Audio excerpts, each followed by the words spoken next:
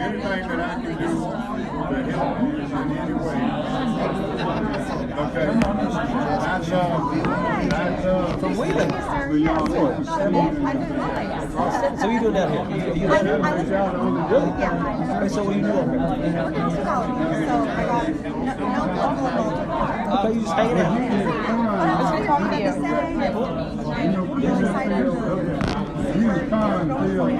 I'm telling you right now, I'm trying to stay out.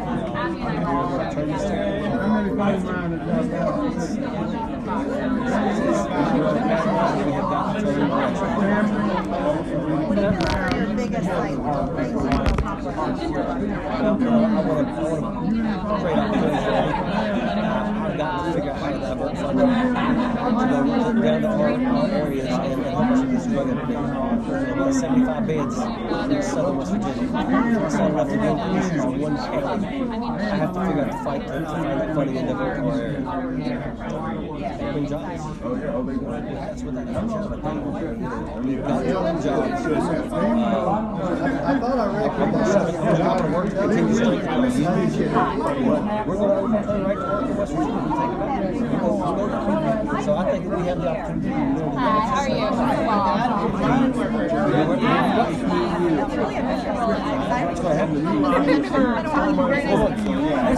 This is Governor Harris. Great state of Maryland. until they force him to go up.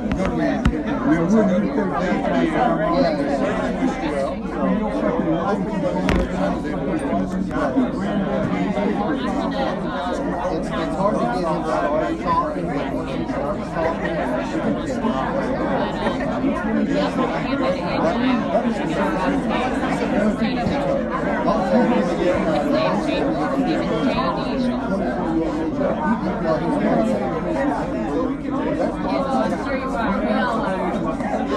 No, and I mean, he's, that's all his district. He's running very effectively.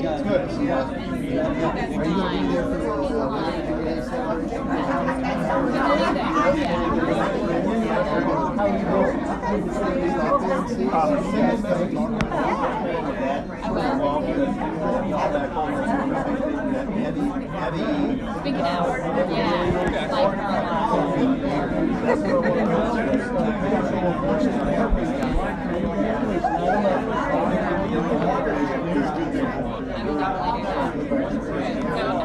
we're going to have it up on the roof, but the rain, we would all have melted by now. elevator young man, he said, "How are you all sweating as much as me?" And I said, "I took an Uber." I told him earlier, I said, I'm about ready to get an Uber and just drive around, just to stay out of the heat. That's bad. Right on Garrisonville Road. Right on Garrisonville Road.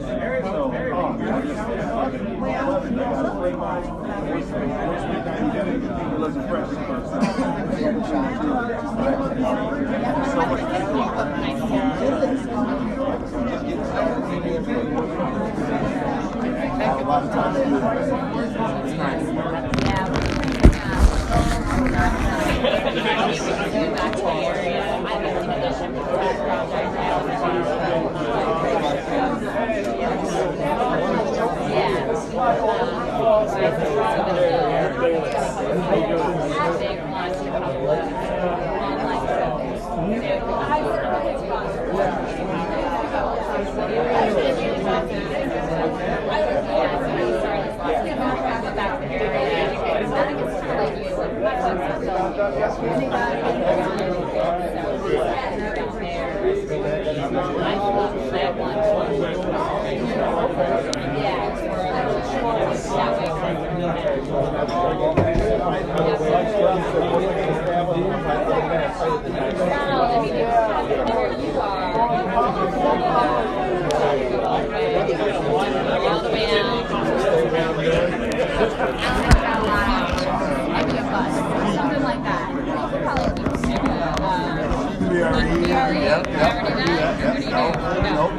driving. I like driving. I don't slug. I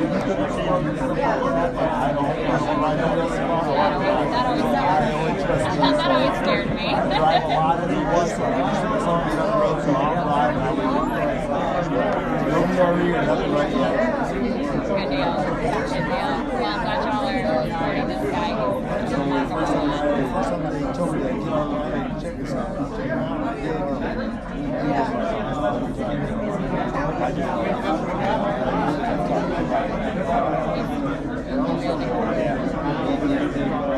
How are you? Military, so How are you? I didn't live in Iowa all my life. Actually, my dad retired in the Navy in '78 and moved to Iowa and training in Iowa.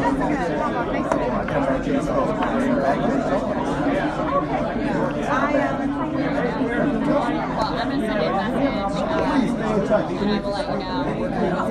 a message, and I will let you know. Thank you so much. My pleasure.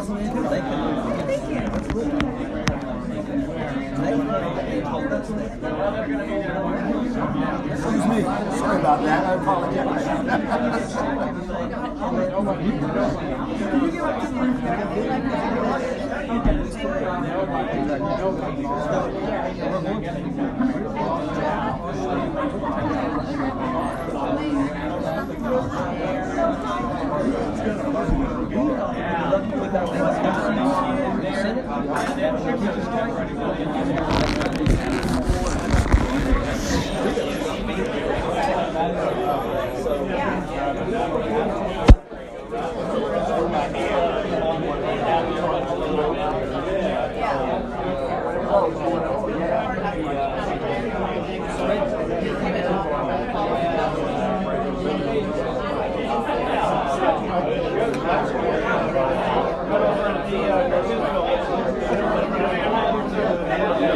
How tall are you without those heels?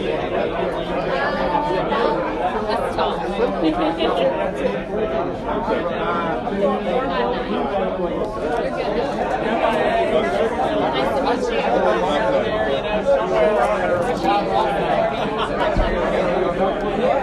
You're good.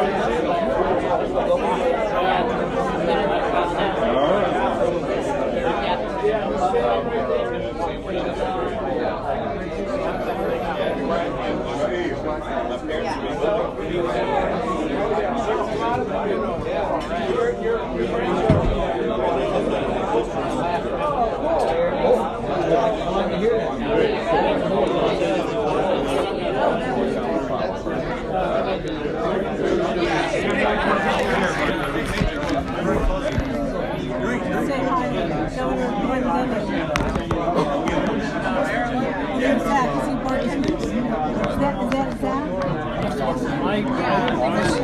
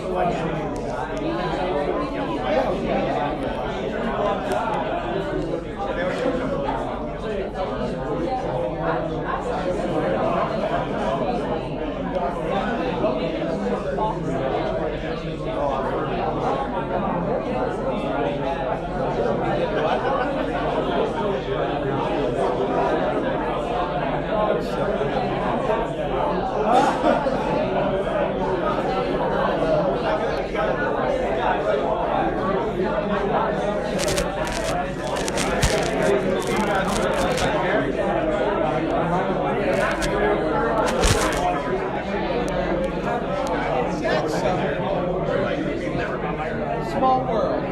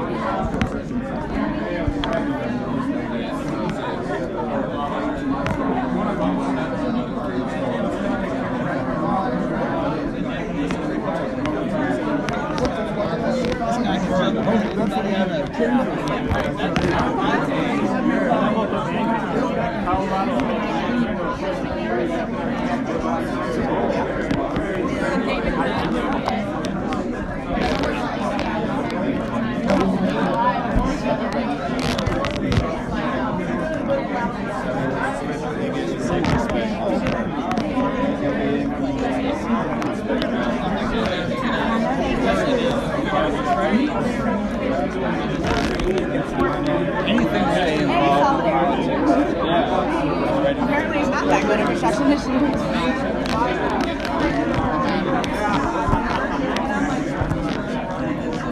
Working hard over there.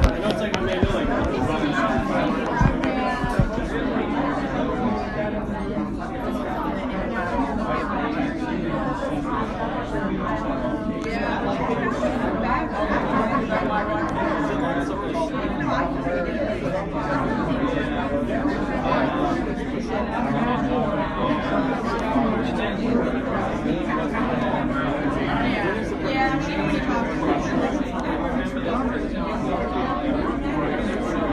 gonna,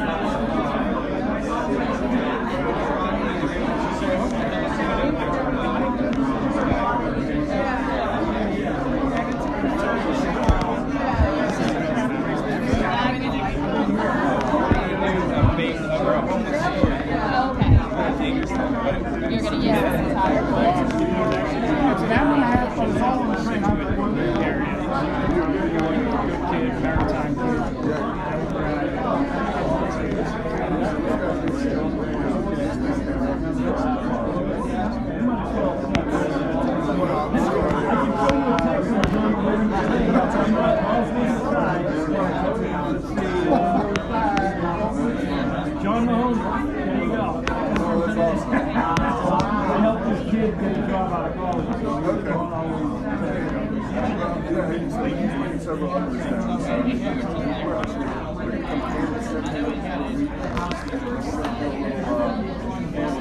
Some large things and then talk about what's different and what's not. Yeah, good to see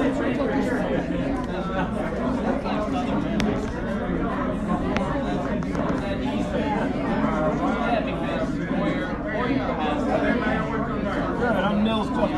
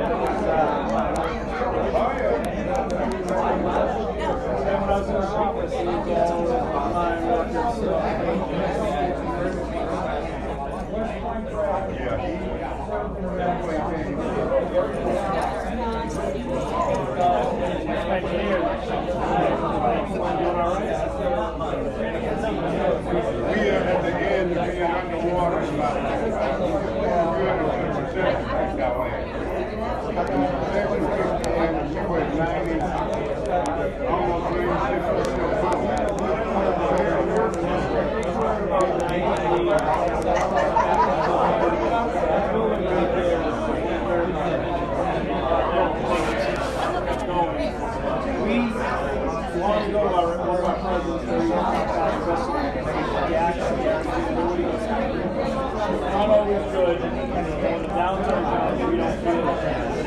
That's the one truck. The equity is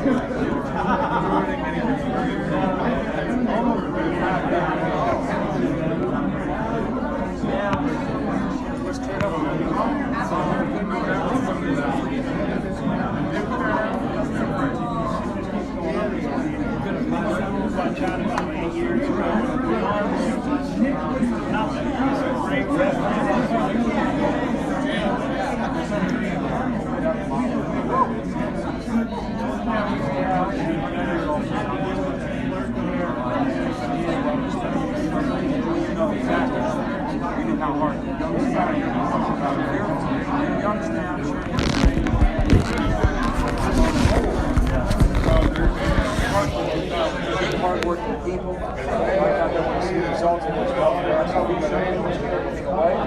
Make it hard to do what you're doing. There's still a hard to say. It's still hard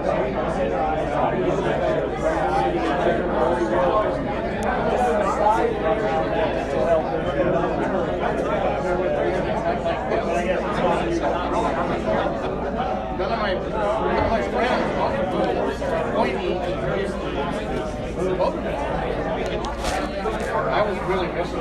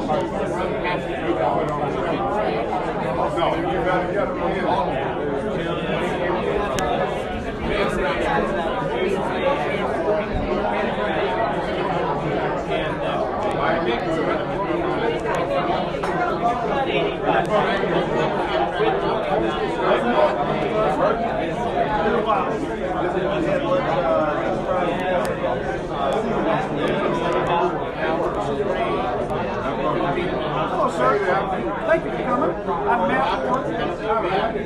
my guy.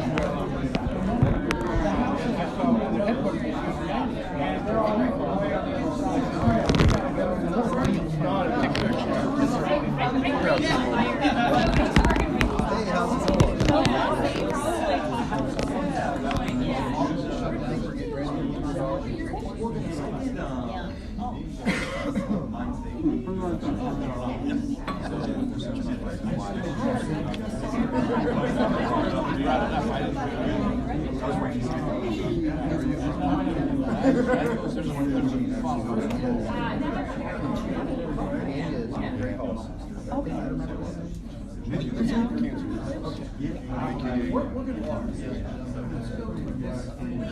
I could have the host committee and some of the guests please come down to this side, and everybody, 2 minutes warning.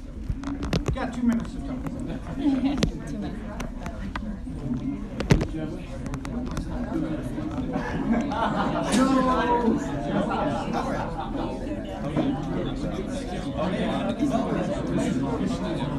Yeah, Governor. Brother, and now I return now things work out. That one. Yeah. So I'm not We've met like several times, yes.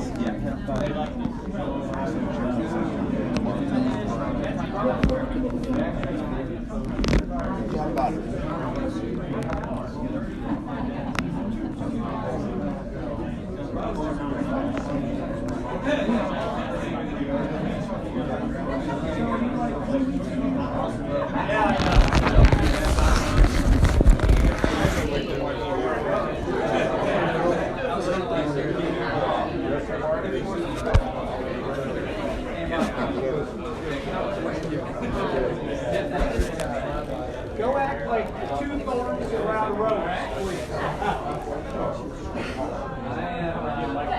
crystal ball. Very nice.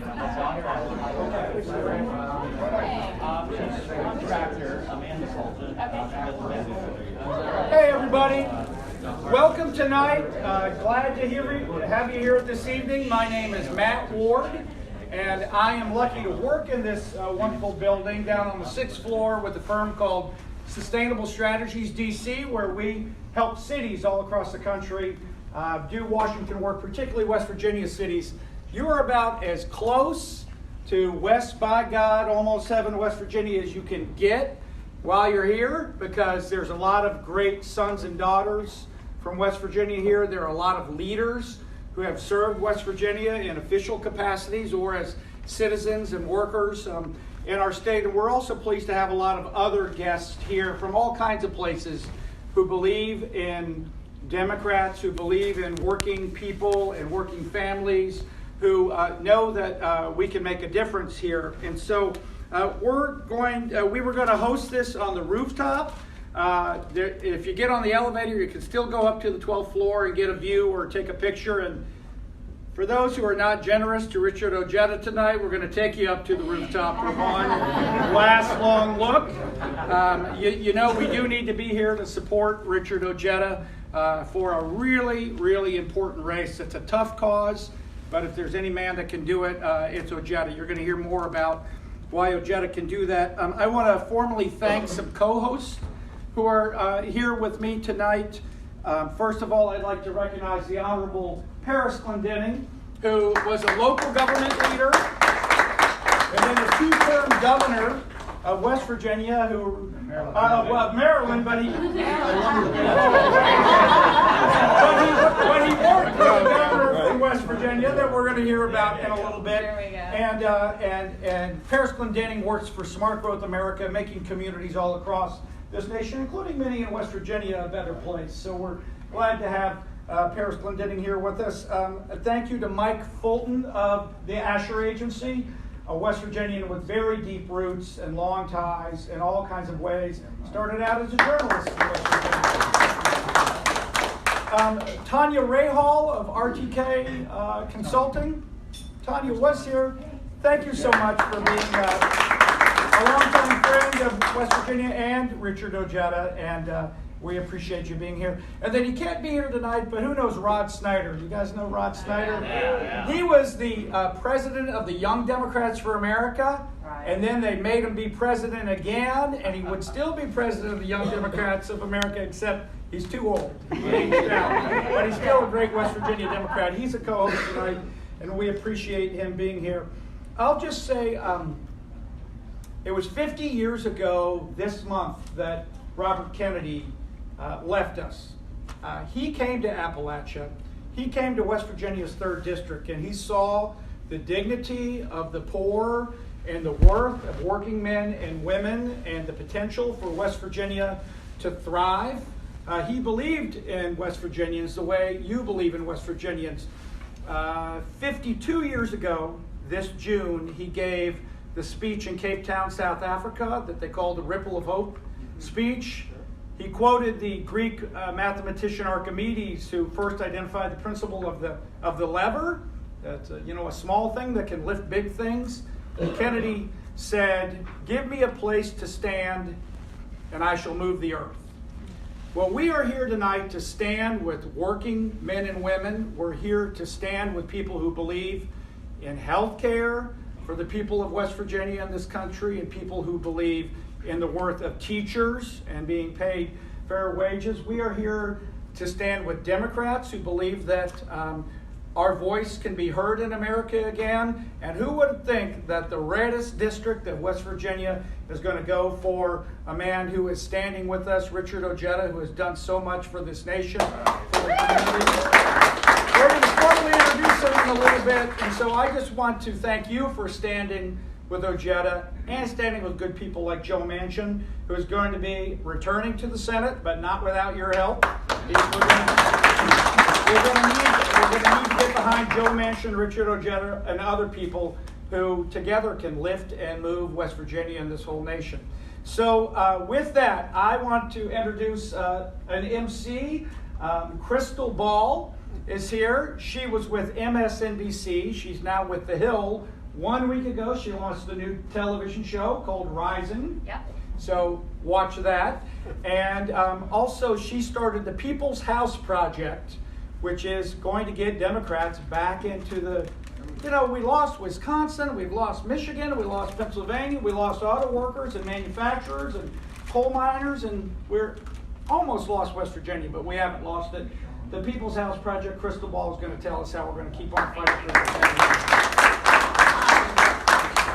I just want to thank all of you all from the bottom of my heart for being here to support this man, because he is so important, not just to southern West Virginia, not just to the state of West Virginia, but I really think this individual has a voice that needs to be heard right here, what we're looking at right there. And I am founder, president of People's House Project, and what we do is we work to elect working class Democrats who are going to fight for working class people. It's as simple as that. And we were, and very proud of this, the very first national organization to back Richard. And people ask me, how'd you find this guy, right? Where did he come from? Because we were back in the summer before people were really paying attention to this race, and back when they would have said, it's impossible. This is a district that goes overwhelmingly for Trump. There's no way that a Democrat's going to win in this district. And the way that I found him is very simple.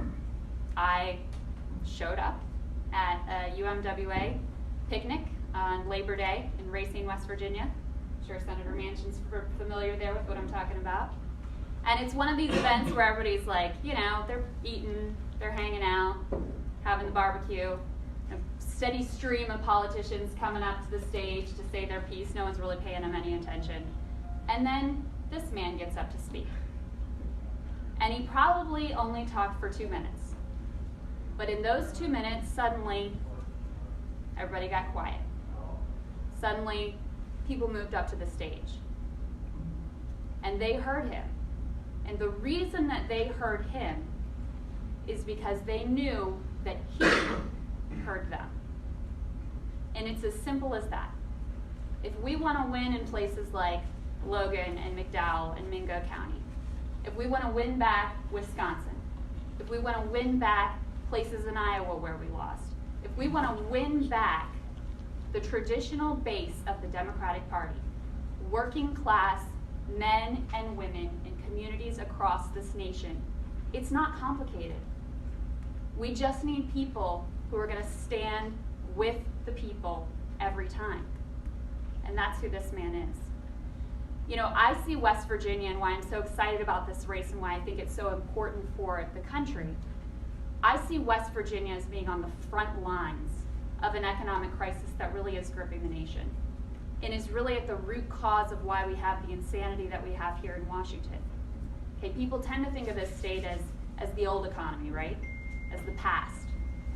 In reality, what's going on in West Virginia is a harbinger of the future that this country is headed towards, where you have a few who are doing really well, and everybody else who's left to pick up the pieces. So if we don't figure out how to fight and win for working class Americans in West Virginia, in southern West Virginia, where Richard Ojeda is going to represent, we can forget about fixing this problem nationwide. This is right where it starts. Now, I know you're going to hear more about Richard, and I know Senator Manchin has a lot of great things to say about him too, but one thing that I want to say that I've observed in the time that I've gotten to know Richard is people know about his military service. They know about his bravery. They know about his courage. They know about his toughness. But what really makes this man an extraordinary leader is that he leaves no one behind. The sick, the tired, the poor, the elderly, he will be the one at the back making sure that everybody in this nation comes along. So I think we all see this week what the stakes are. I think that's been laid pretty bare. I want to tell you that this man can win this seat. Am I right about that, Senator Manchin? Sure. This man can win this seat, but it is going to take money. We all know what the Republicans are going to do.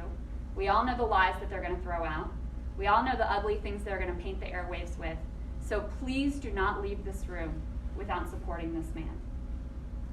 It is also my honor to introduce you to a man who needs really no introduction, but someone who has been an incredible leader for working class West Virginians, for Democrats in West Virginia, who's really been, let's be honest, holding down the fort for the Democratic Party in the state, and who has been an incredible voice of what I think is important, compassion here in this city.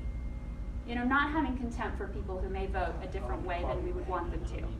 Somebody who's really looked to try to cross those divides. It is my privilege to introduce Senator Joe Manchin.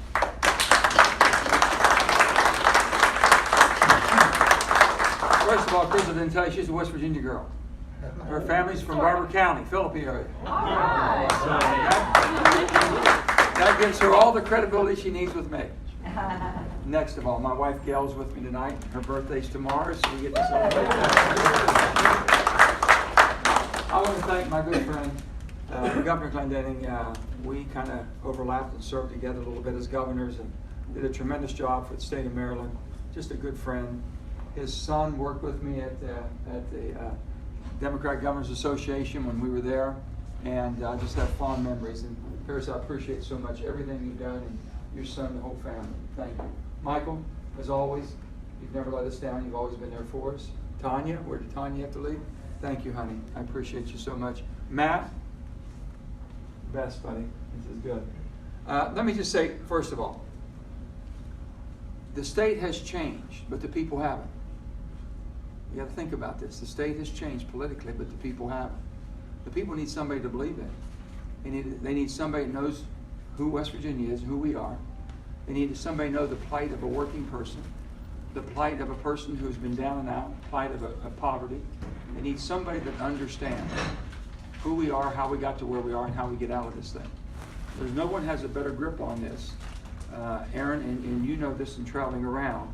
Aaron Scheinberg's here, and we're so glad to have him.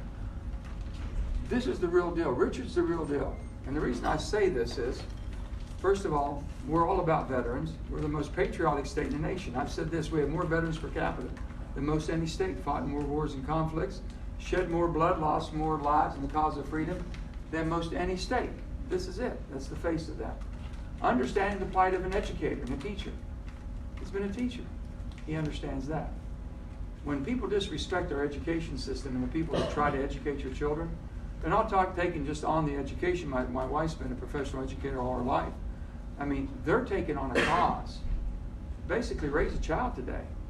The family structure has either broken down, the system as far as support system has broken down. Richard understands that. There's the reason I know he's going to be successful, I'm telling you this. There's a movement in our state right now. There's a movement around the country, but in the state of West Virginia, the educators, the Republican Party, including our governor, thought that the people would turn on them. They would turn on the educators and teachers and said, listen, we can't make it. We can't even pay our own bills, let alone try to bring in and take care of the kids who nobody's taking care of. He knew that. They thought well, we'll wait them out. Parents will get mad, they'll get mad at the teachers and turn on them. Well, guess what? Service personnel came on board with the teachers. And then when all the superintendents and administrative staff came on board, then the parents came on board. It was over.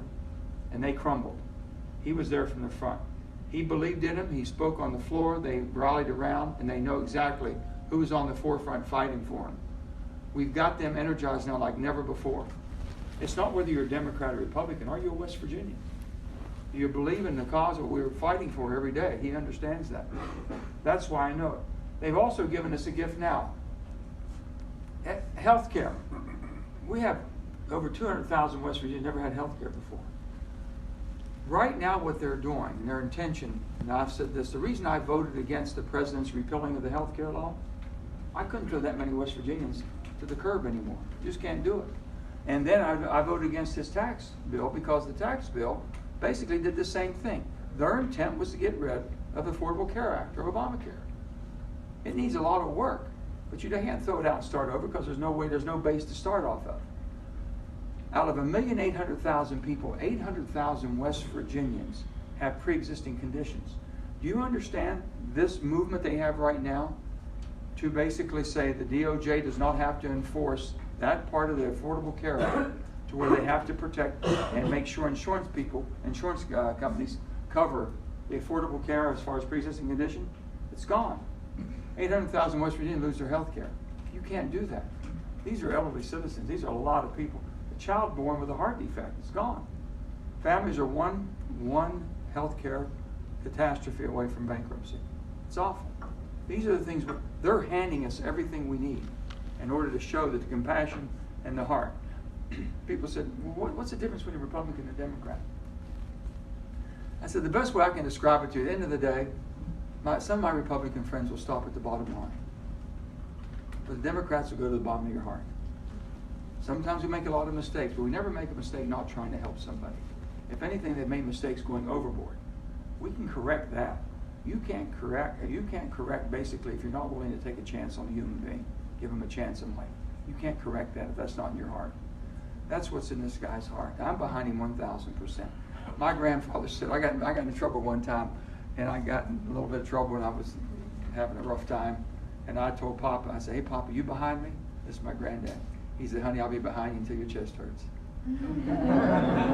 Richard, come here. I'm behind you, brother, until your chest hurts. This is the next congressman from the 3rd District of West Virginia. I thank each and every one of y'all for taking the time to come here. Thank you for the office space. Thank you for once again, everybody here has busy schedules. I always ask myself, what will your legacy be? Are you going to be the type of person that fights the good fight? And right now, there's a lot of things that we need to fight for. I'm excited because, Senator Manchin has been fighting for the past few years to really help our coal miners. And I come from the coal fields.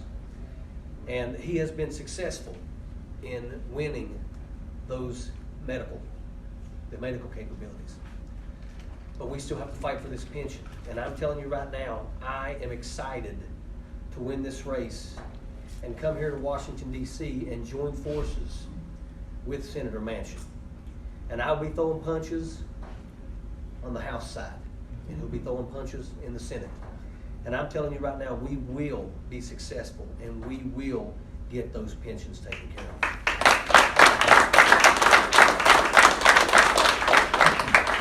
I could sit here and I could say all kinds of different things and go into different paths. I will tell you all that one of the things that I absolutely support wholeheartedly will be unions. I will tell you that I'm going to say something to you, and you all may not realize this. You may think I'm crazy, but I don't know everything.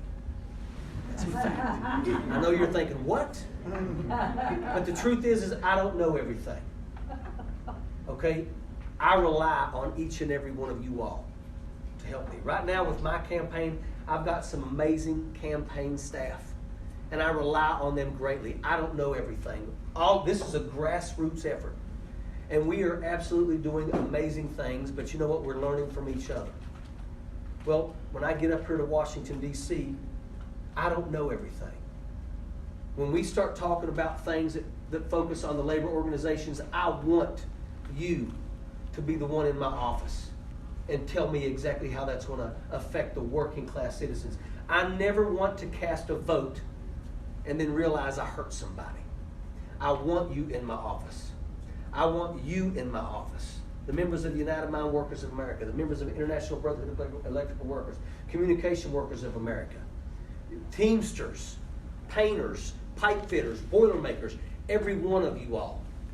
I want you all to be in my office letting me know what's going on, because I need that information so that I can go forward and I know that I will be able to cast the best vote that will help our people. To my veterans, make no mistake about it. You know for a fact, you always will have access to me. You know, I'm telling you right now, there are things that we must do to help each other. We will send you to war and break you, and we're going to have to fix you when you come home. Make no mistake about it. One of the positive things about having someone like me on that house floor is whenever they start rattling them sabers and beating those war drums, make no mistake about it. I know the cost. You know the cost. You know the cost. You know the cost. Sometimes it takes for somebody to stand up and give people exactly the way it is. Because make no mistake about it, my son leaves in 25 days. And my son is joining the military. And if you think you're going to send my son into harm's way without first weighing the costs, you got another thing coming. And I will be that voice of reason. That's a fact. I want to help my state. A lot of you people, I appreciate you. Your friendship's going to mean the world to me, but I need your help. I'm from a state right now that is struggling greatly. Right now, we've got to figure out how to bridge the gap with the prosperity that we have on the east and west coast and the poverty that we have in Appalachia. I need help. I need for people to help me to convince people to come to my state. Make no mistake about it, West Virginia is not what you think. We absolutely have incentives for each and every one of you and every company out there that you know to come to West Virginia. We have a low cost of living. You go buy any place around this area right here, tell me how much it costs you. You come to West Virginia with $150,000, you can have a beautiful home and a nice piece of property. I'm going to tell you that if you know of places out there, companies that want to find a place to put their business, come to West Virginia. Because I'm going to tell you right now, we have an amazing workforce. That is a fact. If you come to my area, I guarantee you my people will meet the challenge. The poverty that we have in places like McDowell County isn't because we're lazy. It's because we have a lack of opportunity. Make no mistake about it. If you want to come to West Virginia and build widgets, we'll build your widgets for you and you'll be happy with the results. And we have the places that are just waiting for people's factories to be built on top of those. So make no mistake about it. I want people to come to West Virginia because we have something to offer each and every one of you all. Now, I know most of you all are from West Virginia right here. I'm proud of where I'm from. But I'm telling you, we need to start fighting for our state. Our state deserves so much more. I want to come here and I want to fight for the funding. I'm going to fist fight to try to get on the Appropriations Committee because I have to fight. I've got to fight for funding because I don't have 75 beds in the 3rd Congressional District to address the opioid epidemic that we have. So how do I deal with this? I've got to fight. I've got to come up here and fight for those funds. And there's not one single family that you know in West Virginia that has not been touched by the opioid epidemic. And that's why. I've got to come up here and I've got to pick a fight with Jeff Sessions on day one. Because make no mistake about it, my bill, SB 386, made West Virginia the 29th state to become legal for medical cannabis. But right now in West Virginia, you can't purchase it, you can't prescribe it, you can't grow it, you just can't have it. I've got to come up here and I've got to fight to deschedule marijuana, to take it out of the hands of big pharma, who are the real enemies. Make no mistake about it. More people lost their lives last year than all the lives lost in the Vietnam War.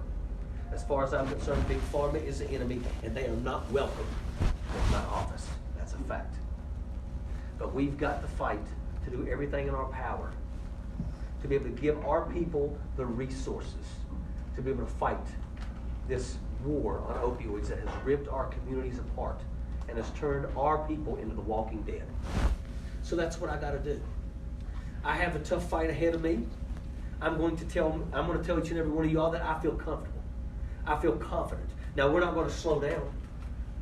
I put 60,000 miles on my vehicle in the primary. I'll put 60,000 miles on my vehicle in the general. My team will not sleep.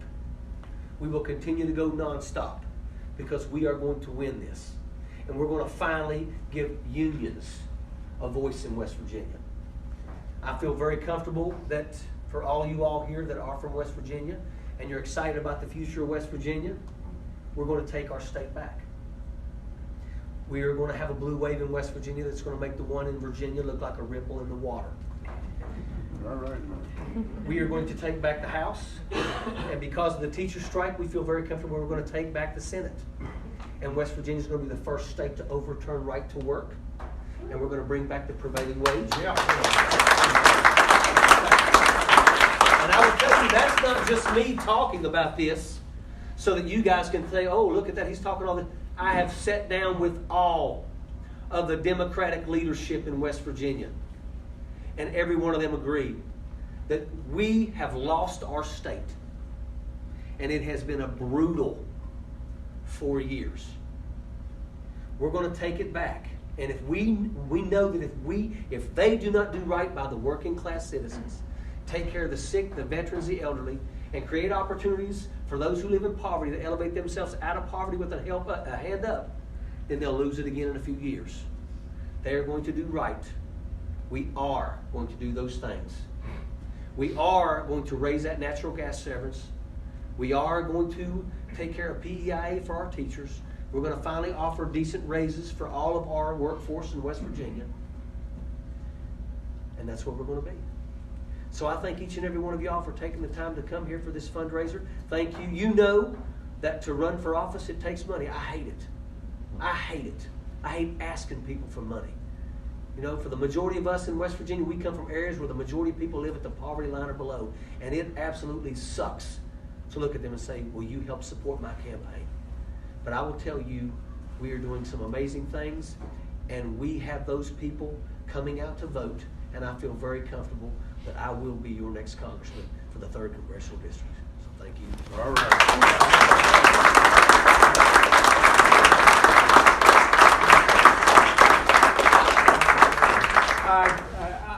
Richard came to my house for a picnic on Saturday. He was surrounded by teachers who wouldn't let him go, and they asked him some questions. Richard, I know you'd be comfortable with it. Anybody have any questions about what he wants to do coming up? Anybody have any comments or questions?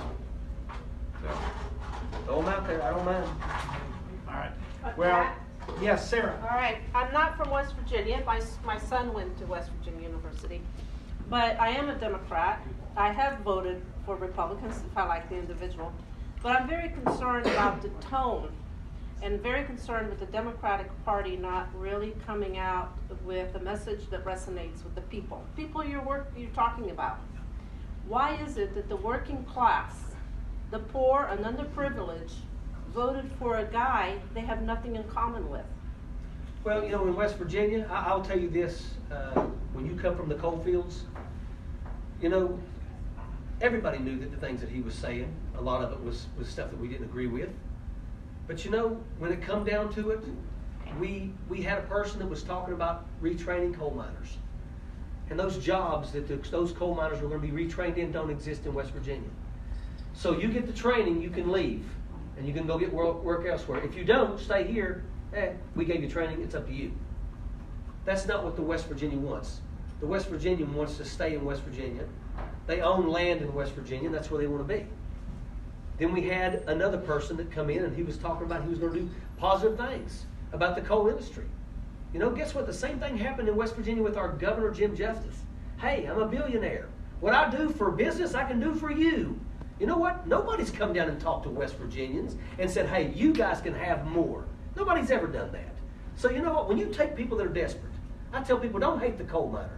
Don't hate the coal miner that's going after the only decent job that's available to be able to feed your family. So you know, these people don't want to leave. And sometimes they're just willing to say, you know what, I'm willing to believe in you even though I doubt it. But at least maybe, just maybe, you're going to pull through and I'll have a little better than what I got right now. And that's what happened. Right now what needs to happen is we need to have some forgiveness. I need forgiving. It's hard for me to forgive myself when I watch the TV and realize I'm a part of this bullshit. But make no mistake about it. We have to forgive everyone in the Democratic Party and say, we know, you know what? We know we were wrong. Come back to the Democratic Party. Because if we continue to shun them and say, your fault, they're going to become the next independent and they're going to become the next Republican. And we will never have the Democratic Party, which needs to be. I'm telling you right now, we've got to get back to the basics of the Democratic Party.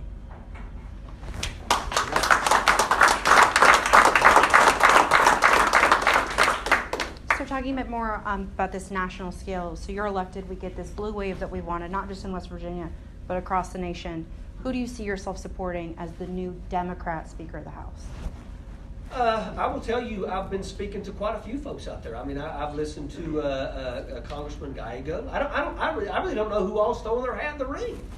But I will tell you that I look forward to listening and speaking to each and every one of them and making my decision. You know, I'm not just going to sit and say, this man right here, because I have no idea that... That'd be pretty good. But like I said, I want to know who all's going to throw their hat into this ring, you know, and then I want to be able to make an educated decision on which one I believe is going to go forth and do best by the Democratic Party, because I think we need somebody. Really quickly, West Virginia, Rural Adequate Union Veterans Council, the AFL-CIO, has one of the lowest highest underemployment rates for veterans in America, along with one of the highest veterans population per capita. What do you plan on doing to kind of help support those veterans transition and stay in West Virginia so they don't just leave, because that's a valuable resource for your state? Let me tell you, I tried. This is one of the downsides to being a Democrat in a place that's completely Republican controlled. I tried to push a bill to create a program to make it to where basically veterans coming out of the military would have a place to go to find employment. It got shot down. I'm all about those type of opportunities. We need to be. You know what? For people out there that don't realize, you know, sometimes people say, well, you know, veterans get everything. Well, you know, if you may not realize what all a veteran goes through. That's a fact. You know, if you've never been if you've never worn the boots, I'll be honest with you, you really can't understand what a veteran goes through. And I will tell you that every veteran that gets out of the military deserve an opportunity to come back here and have a decent job and be paid a decent wage and get the opportunities to be able to excel in life. Because let me tell you something, they've put their life on hold. And many of them go to places and do things and see things that I pray your children or you never have to. So I support you wholeheartedly. Nobody will fight for veterans more than I will. That's a fact. I was wondering, how you plan to help our state's Vietnam veterans? We have a lot of aging veterans in West Virginia, and I'm afraid the health care and elder care isn't available to them. Well, I think we need to figure out how to make that available to them. I mean, I got family members that are Vietnam veterans that are absolutely, their health, the Vietnam veterans' health is declining faster than any other before them. I'm not going to sit here and tell you that I know all the answers. I don't. But I'm going to tell you this once again. I mean, a Vietnam veteran, they may be older than I, but those are my brothers. Those are my sisters. And we have to do everything in our power to make sure that we take care of them. I mean, that's just the way that it is. So it's the year of the woman in many ways and in the election, and I have known you for almost 20 years. We have jumped out of many aircraft together. That's a fact. That's a And fact. I do want to say She can whip most men. In an all-male environment, you let women have a chance, and you had women's backs. And we saw that again in the teachers movement in West Virginia. So how will you ensure that women's voices are heard in your campaign and then after you win? Well, the majority of people on my staff are women. I will tell you that I have said this many times before. I need more women. We need more women. You know, I support women wholeheartedly in running for and holding leadership roles. That's just the way that it is. I mean, I've known Mara literally for 20 years. You know, both of us happen to be paratroopers in Fort Bragg, North Carolina. Believe it or not, Mara was the first female commander of the 6th 18th Engineer Company, 82nd Airborne Division. You know, that's not, guys, I mean, there's guys that would kill for that. And she took it. So, you know, I mean, I suppose, you're right, that's right. But, you know, I can assure you that, you know, I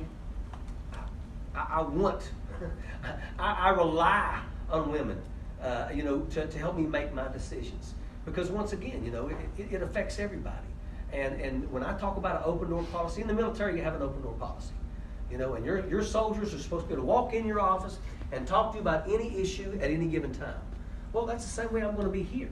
Whether it be a Teamster, whether it be a woman, whether it be a person from the LGBT community, I support people wholeheartedly, and I want everyone to feel comfortable coming to me and bringing their issues to me because they know I'm going to do everything in my power to be able to at least try to solve their problem, or if I don't have the answer, work to find the answer to their problem. That's the way it is. How you doing? I was born and raised in your district. My parents still live down there in Long Beach County. Graduated March from 95. No, I'm not that old. I can't be. It's a different place than where I grew up. The prescription drug addiction is just overwhelming. And I wonder what your plans are to help get, you know, this community who are my family. Wyoming County. From my blood, right. Wyoming County is the number one in terms of overdose deaths. Wyoming County is number one in West Virginia. You know, I've been pushing the medical cannabis. You know, states that have accepted medical cannabis have saw a 24% decrease in opioid abuse. I want to try to create opportunities to be able to provide the rehab that we need. You know, I think that medical cannabis could be the key, but it also comes down to jobs. You know, once again, I'm also pushing for the ability for us to be able to grow hemp production, medical cannabis. Those things will bring jobs to our area. The tops of our mountains that have been cut off, let me tell you something. If you put a 3-acre plot of medical cannabis, you're going to have to provide guards for that. And the money, that's right. But the money that you're going to make from your crop, you're going to be able to pay your guards the best salaries and the best benefits. If you happen to be able to produce products from your crop, you're going to have to hire people. You're going to have the ability to pay them the best wages and the best medical benefits. But here's the thing. What keeps a lot of people off of drugs? When I was in the military, I was a light airborne sailor. All right? Everybody knows if you're in the combat arms world, you know, when you're young, you drink and fight. It's what you do. But you know what keeps soldiers from sticking their key into the ignition and doing this? They love being a soldier more than they love partying. You know, we've got a lot of people out there that have been addicted to drugs. We've got to do everything in our power to work to get them off the drugs. And then there's a lot of things that we have to do amongst ourselves. We've got to practice what we preach. We've got to show forgiveness. We've got to work with the communities and let the businesses know. Look, I'm not going to ask you to give the guy the key to the safe, but hire the guy that has graduated from this rehabilitation facility, which are things I have to work to try to bring to West Virginia. But when they graduate and they walk out and they're clean for the first time in a long time, show them kindness. Offer them a job. In 3 years, they may be the best employee that you have. But we have to be willing to do that. You know, the churches have to be willing to do that. Open your doors, practice what you preach. There's a lot of things that we have to do to be able to save our communities. It's not just one thing. It's not we got to get money for rehab. It's not the one. That's not the only thing. It's not we got to bring medical cannabis aboard. It's not that. Tourism. It's a beautiful place. Absolutely, it is. West Virginia. Absolutely, the West Virginia literally could be the richest state in America. It wasn't us that come down there and said it could be the next Saudi Arabia. Okay, we're on the largest natural gas deposit in the world underneath our feet. But we have to use that to take care of our people and help better our state. Okay? We know that we are in the teardrop. And inside that teardrop is where on earth is the best place to grow medical cannabis, marijuana period, hemp. It's West Virginia right there in the middle of it. Colorado can produce one crop, West Virginia yields 2. We could use that to be able to do so much more for our state. So we have the ability, and I believe that with the right people on both the local levels, state level, and on this level, I think we could make West Virginia literally one of the best states in the United States of America. We could turn around our population problems, and instead of cutting a congressional seat, it might add 2 or 3 in the next couple years to a decade. And that's going to be one of my main goals. So that's where I'm at. So what else? Anybody else? Could I ask another question? Yes, ma'am.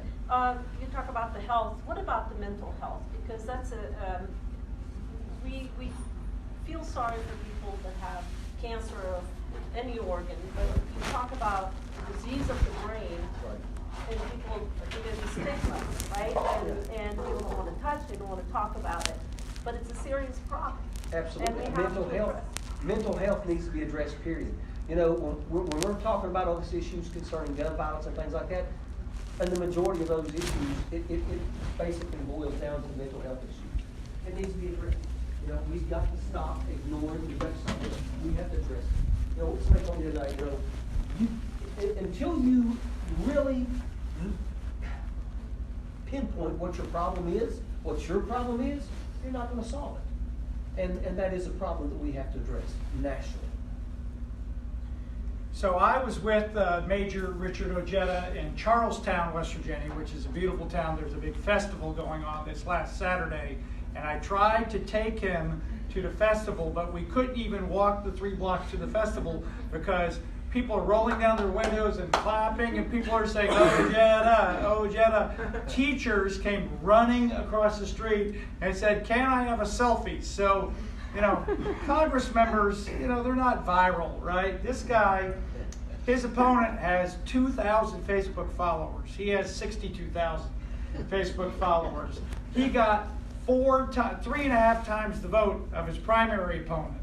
He is, you know, when he spoke to teachers, somebody filmed it, 600,000 views of his rallying the teachers of West Virginia, and Major Ojeda and Oklahoma and North Carolina and Colorado and Kentucky, when they're fighting for teachers, what do they say? Don't make me go West Virginia. Yeah. So, this guy is a leader in West Virginia, but I'll tell you, they're going to bring lots of outside money. They are not going to give up this red seat. There's going to be $1 million of outside money sweeping over him before you know it. And so we need, you know, the max is $2,700. Can you do $250? Can you do $500? Could you leave $1,000? If we won't call you a sapper because that's special, but we'll call you a pioneer if you're able to leave $2,700. Last thing I would ask is spread the word. People are very excited about Senator Richard Ojeda, and if you spread those YouTube videos, if you go to voteojeda.com and you spread that, I know that your fellow working men and women, that your fellow teachers and people from West Virginia are going to support him. So let's give one more hand to Richard Ojeda.